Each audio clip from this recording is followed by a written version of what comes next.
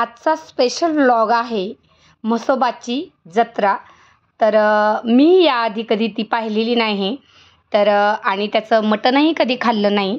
तर आज आपण पाहणार आहोत ती जत्रा कशी बनवली जाते आणि त्याचं मटण कसं करतात. चला तर पाहूया. गावाकडं आहे म्हसोबाची जत्रा आणि आम्ही निघालो आहे जत्रेसाठी. तर आमच्याकडे जत्रेला मटण कसं बनवलं जातं ते आज मी तुम्हाला दाखवणार आहे.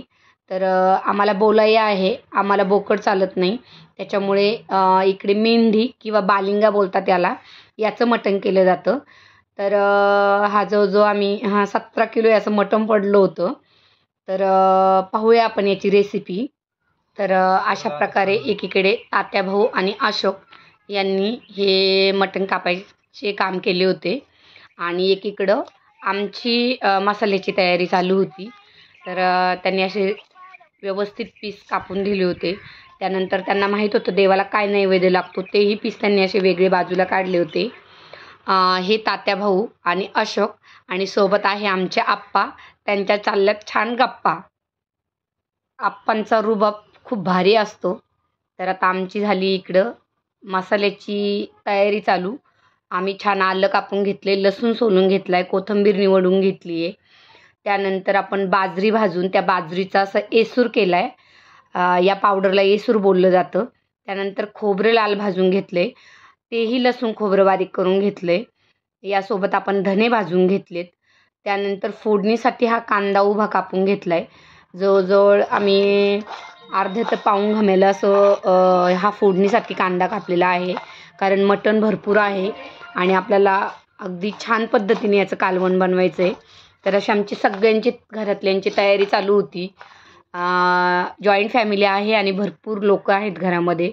सुना, माझ्या सासूबाई आणि आम्हालाही सुना आलेल्या आहेत. तर सगळेजण मिळून असा आम्ही हा कार्यक्रम करतो आहे. तर निमंत्रणही सगळीकडे जवळजवळ 100-150 लोकांना निमंत्रणं गेली होती आणि एवढ्यांसाठी हे जेवण बनवत होतं. हा कांदा चांगला चुलीवर आपण भाजून घेतला आहे आणि त्यानंतर तो फोडून असा तेलावर परतून घेतला आहे. तर आता हे थंड करून याचं मिक्सरमध्ये वाटण करून घ्यायचं आहे. त्यानंतर आपण आलं, लसूण, खोबरं सगळं बारीक पेस्ट करून घेतल्यात आणि आता आपण हे मटण मॅरिनेट करून घेतो आहे. तर हे स्वच्छ धुवून घेतले. यामध्ये आता आपण घातले मीठ. त्यानंतर भरपूर असे 200 ग्रॅम जवळजवळ आम्ही धना पावडर टाकली.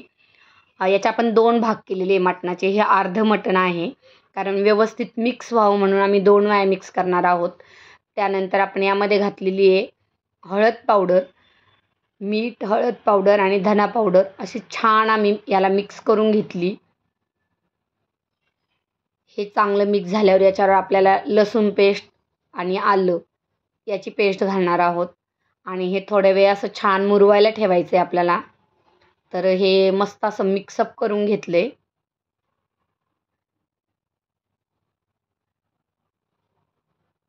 हे असं छान भरपूर प्रमाणात आलं लसूणची पेस्ट केलेली होती आणि रेडीमेड मसालेही गावाकडचे छान घेतले होते.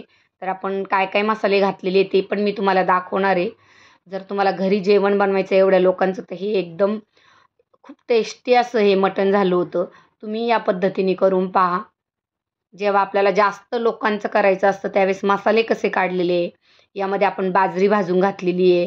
तसेच आपण जवळजवळ अर्धा किलो चणे बारीक वाटून घातलेले, यामध्ये पावडर केली होती. त्यानंतर आता बघा याच्यावर मी आलं लसूणची पेस्ट मिक्स करते.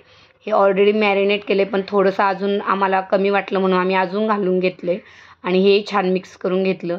त्यानंतर 5 किलोचा जिरा राईस एकीकडं केला आहे.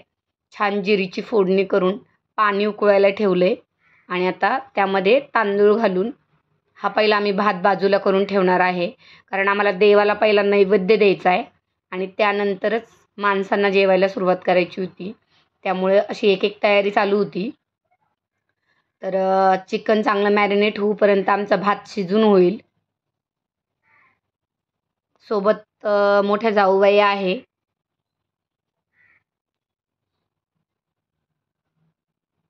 तर आता चांगला भातही शिजून झालाय आणि आता आपण देणार आहोत मटणाला फोडणी. आता हे खारं मटण पहिलं केलं जाईल. तर यामध्ये घातल्या भरपूर प्रमाणात कढीपत्ता आणि आपण उभा चिरलेला कांदा नाही थांब ना जरा, ते मुरवायचे म्हणून टोप आहे, याला डेग बोलली जाते. घेतो कांदा तिखटचा घेतला. या डेगीमध्ये हे तेल घातलंय.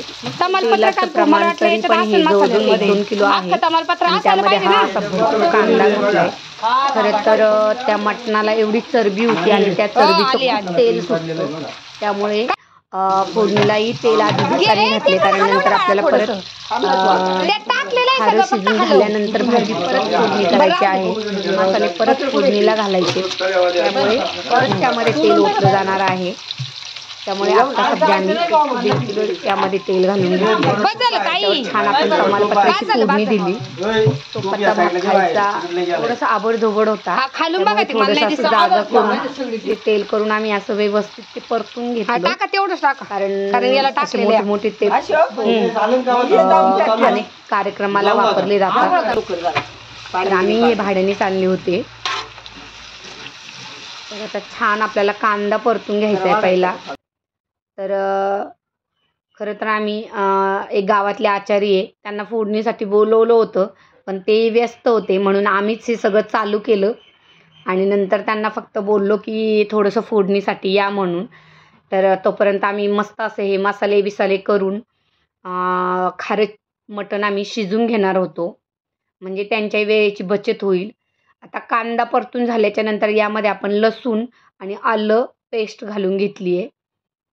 तर तीही तेलावर चांगली परतून घ्यायची आहे आपल्याला. आमच्याकडं नेहमीच असे मोठे मोठे कार्यक्रम होतात, तर त्यावेळेस आम्ही असा घरीच सगळेजण स्वयंपाक करतो आणि मला याची खूप चांगली सवय झालेली आहे, कारण मी मुंबईतही जेवणाच्या ऑर्डर घेत असते घरगुती, त्यामुळे मला याचं बऱ्यापैकी नॉलेज आहे. त्यामुळे गावी गेलं का नेहमी स्वयंपाकाचं काम माझ्याकडे येतंच. तर आता हे जे आहे ते खरं तर त्या भाऊंनी हे छान ते आतडी असतात ती व्यवस्थित स्वच्छ धुवून तीही यामध्ये आपण मिक्स करून घेतलेली आहे. जे आचार्य आम्ही करण्यासाठी बोलवले होते ते काही आले नव्हते अजूनही, त्यांना कामाची गडबड होती. तर जाऊबाई बोलत होत्या का तू आहे आचारी म्हणून, त्या मला सपोर्ट करत होत्या. मग आम्ही ह्या भाऊंची थोडीशी मदत घेतली आणि त्यांनी छान आम्हाला थोडंसं हलवायला मदत केली. खरंच खूप आभारी आहेत भाऊ तुमचे आम्ही, कारण टोप मोठा होता आणि हे व्यवस्थित परतवायला पाहिजे आणि खूप मोठा तो पाळा, याला खरं तर ताकदीची गरज आहे सध्या व्यवस्थित मिक्स करण्यासाठी. तर आता सर्व त्याच्यामध्ये मटण घालून घेतलं. कांदा लसूण आल्याच्या पेस्टवर हे चांगलं तेलावरती परतून घेतलं आहे आणि आता हे शिजताना याला आपोआप तेल सुटतं, कारण ह्याला खूप सारी चरबी असते. त्या चरबीचं तेल बाजूला निघतं आणि भरपूर सारी तरी निघते. हे आम्हाला ह्या अशोक भाऊ आणि तात्या भाऊंनीच सांगितलं की तुम्ही थोडंसं तेल फोडणीला कमीच घाला, कारण या मटणाला आपोआप भरपूर सारं तेल सुटणार आहे. तर आता त्यांनाही जायला उशीर होत होता, त्यांचीही घरची कामं होती. तर तात्या भाऊ आणि अशोक भाऊ तुमचे खरंच खूप आभार आम्हाला मदत केल्याबद्दल.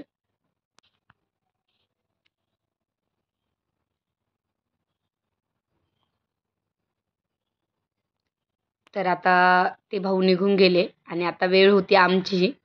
तर आम्ही सगळ्यांनी असं थोडं थोडं करून मध्ये मध्ये चांगलं हलवून व्यवस्थित ते मटण परतून घेतलं, कारण फोडणी चांगली झाली पाहिजे, तरच शिजताना त्याचा असा वेगळा असा वास लागत नाही.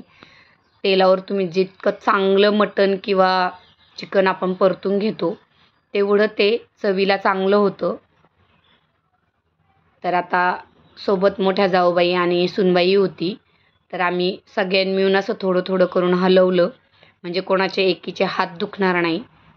अशा पद्धतीने आम्ही आळीपाळीने चांगलं त्याला परतून घेतलं आणि आता चांगलं परतून झाल्यानंतर आपल्याला त्यामध्ये पाणी घालून शिजवून घ्यायचं होतं.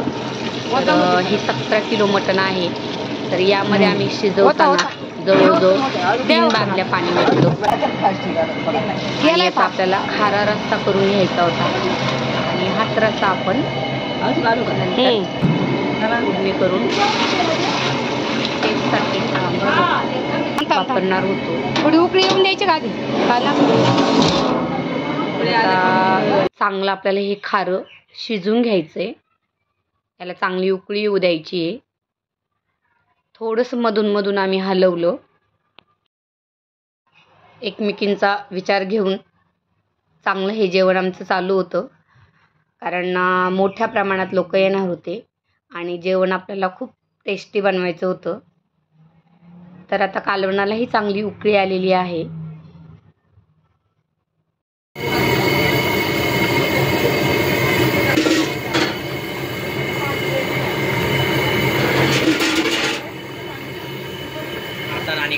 आता आपलं खारं मटण शिजून झालं होतं आणि आचार्य आले होते. त्यांनी ते सगळं असं बादलीने वेगळ्या टोपात काढून घेतलं, कारण याच टोपात आपल्याला फोडणी करायची होती. तर आता हा पूर्ण टोप रिकामा करून घेतलाय आणि आता ते फोडणी देणार होते. तर फोडणीसाठी त्यांनी काय काय घातले आपण पाहूया. मसाले आपण रेडीमेड आणलेले आहे यासाठी. तर पाहू शकता चरबीचं किती तेल सुटलंय. आणि आता करूया फोडणी. तर फोडणी करण्यासाठी आलेले आहेत हे आचारी मारुती दादा. मोठ्या मोठ्या कार्यक्रमाची ऑर्डर घेतात ते. तर आता त्या आल्या आल्या त्यांचं काम चालू केलं आहे आणि त्यांनी पहिले मसाले मिक्स करून घेतलेत. काय काय मसाले घातलेत ते पाहूया आपण. तर यामध्ये घातला आहे कांदा लसूण मसाला, तसंच सुहाना मसाला, कोथिंबीर मसाला, धना पावडर, लाल मिरची पावडर, संडे मसाला, संडे अंबारी मसाला आणि हळद पावडर. तर त्यांनी हे सर्व छान असं ओतून घेतले पॅकेट. त्यांना जेवढ्या प्रमाणात पाहिजे होते तसं त्यांनी लिस्ट आधीच दिलेली होती. ही छान लाल मिरची पावडर आहे.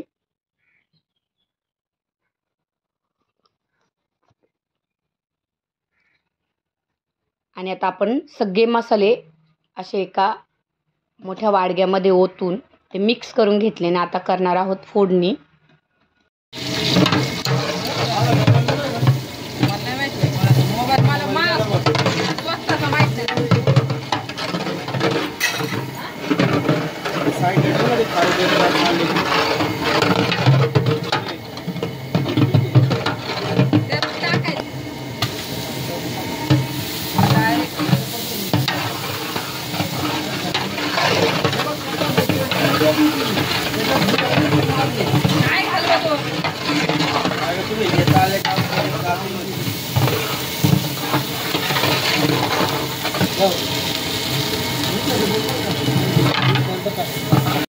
तर अशा प्रकारे सर्व मसाले हळद पावडर घालून छान मसाले परतून घेतले तेलावर.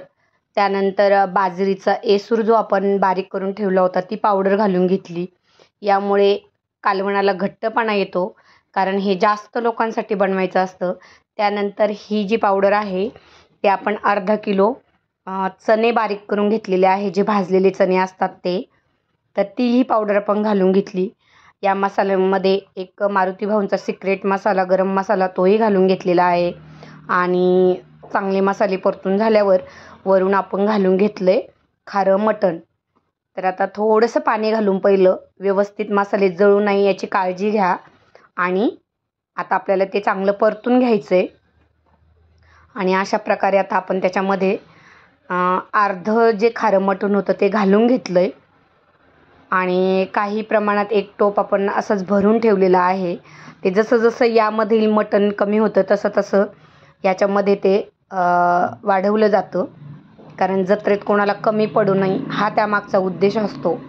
कारण आपण पाहुण्यांना आग्रह करून बोलवलेलं असतं, तर प्रत्येकाला ते मटण भेटावं ही त्या मालकाची एक साधी अपेक्षा असते. तर आता यानंतर आपण परत 3 बादल्या पाणी घालून घेतलं आहे.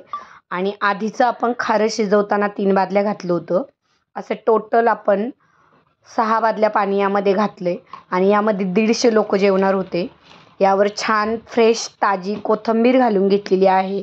आणि आता थोडासा बारीक गॅस करून हे आपल्याला थोडं उकळून द्यायचं होतं, कारण आपण हे मटण चांगलं शिजून घेतलेलं आहे. आता याला छान तरी येण्यासाठी आपण थोडासा बारीक गॅस करणार आहोत आणि त्याच्यावर याला आपल्याला चांगली उकळी घ्यायची आहे. तर पाहू शकता आता किती छान तरी आलेली आहे.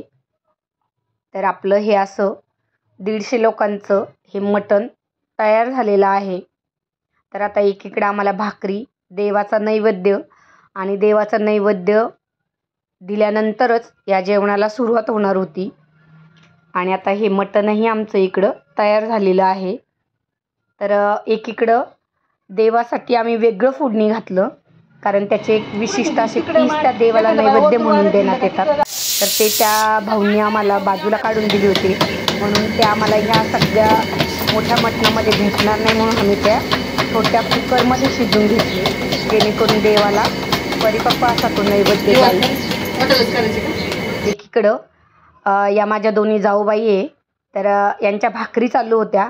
आम्ही इकडं मटण बनवत होतो आणि दुसऱ्या चुलीवर माझ्या सुनाही भाकरी करत होत्या. तर असा सगळीकडं जोरात स्वयंपाकाची तयारी चालू होती. या सुनबाई आहेत, तर या दुसऱ्या चुलीवर भाकरी करत होत्या. जवळजवळ आम्हाला 150 भाकरी करायच्या होत्या आणि सगळं जेवण आम्ही आनंदाने घरीच बनवलेलं होतं हे.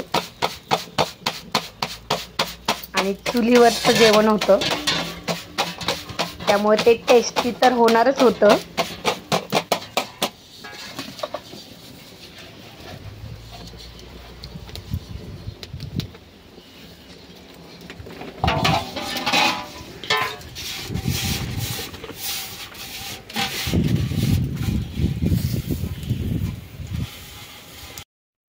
तर अशा प्रकारे आमचं सगळं जेवण आटोपलं होतं आणि आता नैवेद्य भरायचा होता.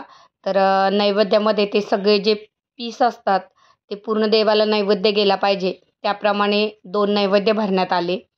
तसेच तिकडं त्या मेंढीची मुंडी आणि पायही ठेवले जातात. तर ते पुतण्या आणि माझे मोठे भाई नैवेद्य घेऊन गेले आणि देवाला नैवेद्यही गेला. आणि त्यानंतर सुरुवात झाली पंक्तीला.